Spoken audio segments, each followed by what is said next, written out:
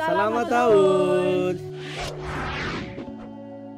Androany izay telo izara zavatra kely aminareo azy nianaranay tena angalainay lesona be dia tianay zaraina aminareo. Samy tantarany karanay tsirairay avy izay dia ny anahy aloha voalohany indrindra resaka famakiana boky ilay izy. Dia tambola kely ny tia mamaky boky ihany le miditra membre amin'ny bibliotèque dia tsy maintsy mamaky boky satria manao rapport de lecture reny dia mamaky boky. Dia rehefa ny lehibe koa dia hoe ilaina famakiana boky dia miditra membre amin'ileny bibliotèque le famakiana boky reny dia tena konareo hoe indray indroa fotsiny le carte nampiasaina dia tsy nandeha tany intsony dia tena hoe tsy nanana izay passion hoe hamaky boky izay mihitsy izany. Dia rehefa nandeha fotoana dia niditra tato amin'ny korbanina amin'izay dia ny culture ato aloha izany tena culture tena hoe mamaky boky foana isaky ny tonga ohatran'izao monsieur Ritsaratsemsa dia mizara anay hoe izao ny zavatra afaka hita anaty boky dia ahoana ny transformentsika aty ho an'ny korbanina dia tonga saina teo hoe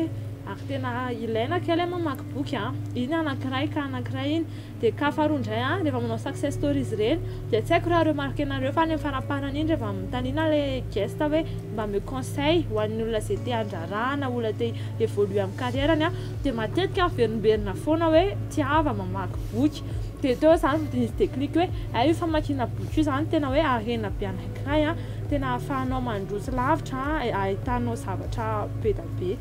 Mana manokana indray azo lasaina hoe tambola kely ihany koa tany am-pianarana dia misy fotoana mihitsy hamakiana boky any amin'ireny fianarana ireny fa tsy dia tena hoe tao anatiko miloatra izany le hoe mamaky boky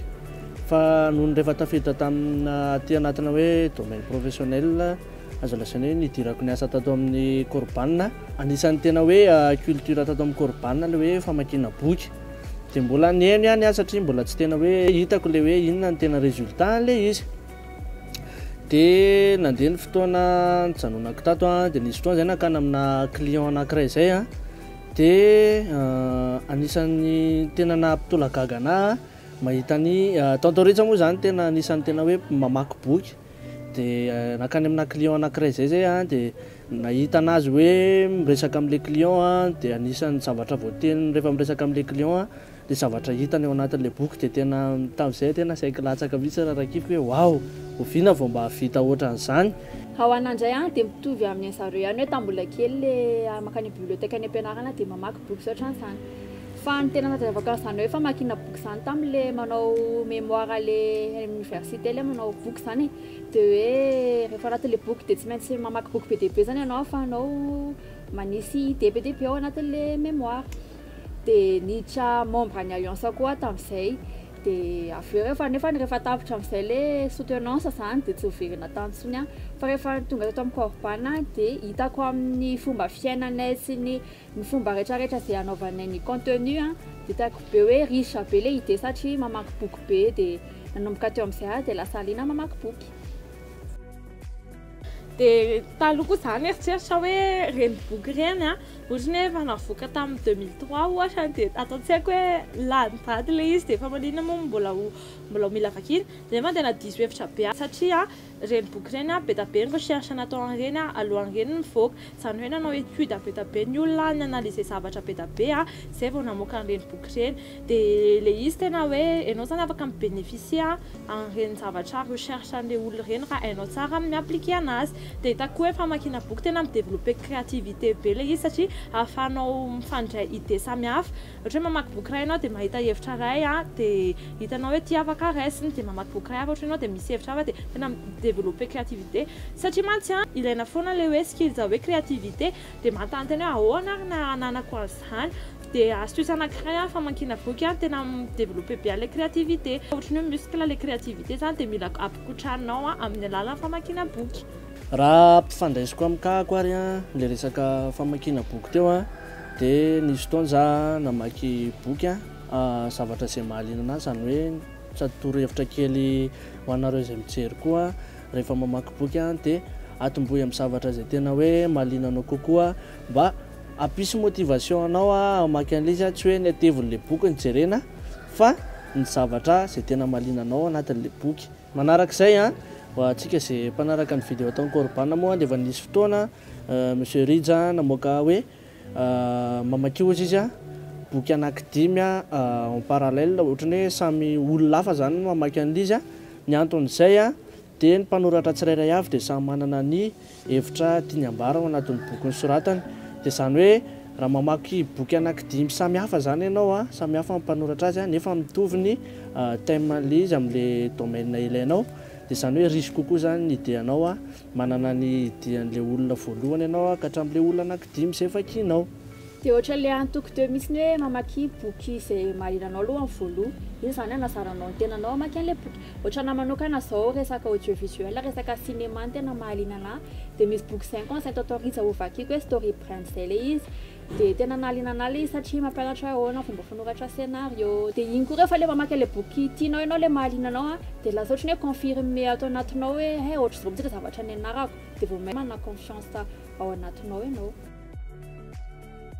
Le famakiana boky koa tena raisiko hoe ho anahy hitako hoe mampifanteny bevasoteo hoe développer confiance en soi be le satria ahafahanao raha miresaka amin'ny olona dia manana argumentaire valable sy matanjaka ahafahanao miresaka aminazy mba tsy ho futile be zany le resaka hoe maniditsidina fotsiny dia tsisy vetiny tsara fa ahafahanao raha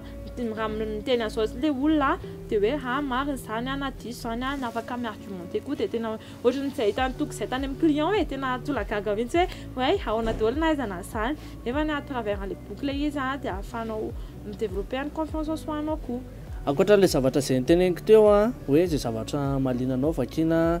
dia misy koa mety mandalo olana ao anatina orinasa mety tsy hitanao izay hoe inona solution ao anatin'ny famakiana boky izay mifandraika amin'iny toe-javatra mahazo anao iny dia afaka manome anao solution aingana kokoa manoloana an'izay toetra raha izay satria mety rehefa niainan'le olona mpanoratra le situation mahazo anao dia izany hoe teneny ao anatin'le boky hoe inona avy ny solution azo ialana amin'io situation anao io. Amin'izao fotoana zao raha mandinikintsika efa mirona kokoa amina digital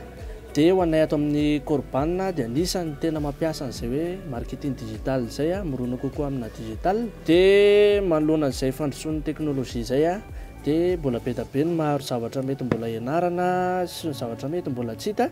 dia nefa ny afaka hitadiavana solution bebe kokoa anatina famakiana boky fandraika amin'izay ohatra ny resaka marketing digital.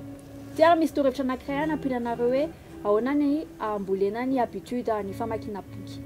dia mety efa fantatrareo mety mbola tsy fantatrareo fa misy an'izay hoe ny habitude ny olona anankiray andro anatin'ny 21 jours le izy no mifono izany hoe afaka manomboka zany anao mamaky boky androany dia mandritra 21 jours ianao manao an'izay régulier foana dia avy eo lasa misy fahazarana ny famakianao boky.